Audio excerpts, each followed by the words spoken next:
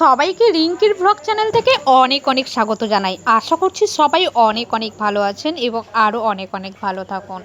আমাদের বাড়িটা ভেঙে দেওয়ার পরে অন্য একটা বাড়িতে আমাদের জিনিসপত্র সব এনে রাখা হয়েছে, তো সেগুলো গুছিয়ে রাখা নেই, সব অগোছালোভাবেই রাখা আছে। হঠাৎ আজকে দেখলাম যে একটা বিড়াল ছানা তার বাচ্চাকে নিয়ে আশ্রয় নিয়েছে সেই অগোছালো জিনিসের মাঝখানে একটা পেপারের কোণে। তো সেটাকে দেখলাম, আমারও বেশ ভালোই লাগলো। একটা বিড়ালের বাচ্চা এসে উঁকি মারছে, তো আমি দেখতে পেলাম। তো দুপুরে তখন কিছু করলাম না, ব্যস্ত ছিলাম কাজের মধ্যে। তারপরে এখন সন্ধে হয়ে গেছে, এসে দেখছি বিড়ালটা এখনও আছে বাচ্চাটাকে নিয়ে। তো ওই যে তার বাচ্চাটাকে দেখা যাচ্ছে একটু একটু করে, এই পেপারটাকে সরিয়ে দেখাচ্ছি। তো ওর একটাই বাচ্চা হয়েছে, ওই বাচ্চাটা আছে। আর এটা আমাদের পোষা বিড়াল নয়, যদিও এটা কাদের পোষা বিড়াল, গলায় একটা কার বাঁধা আছে দেখছি।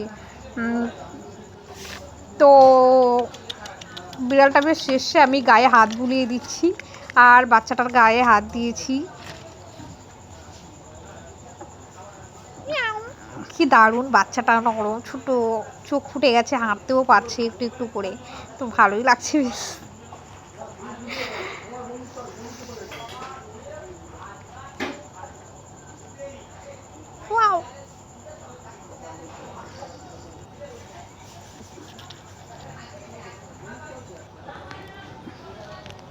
আমি বিড়ালটার বাচ্চাটাকে নিয়েছিলাম, যেই নিয়েছি বিড়ালটা ম্যাও ম্যাও করছে, বাচ্চাটাও ম্যাও ম্যাও করে করে দেখি চলে এলো। আমি আবার দিয়েই দিলাম বাচ্চাটাকে, তাই ও মুখে করে নিয়ে আবার ওর জায়গাতে যাওয়ার চেষ্টা করছে। বাচ্চাটাকে নিতে পারছে না, মুখে করে নিয়েছে। মা তো ঠিক নিয়ে নেবে সন্তানকে।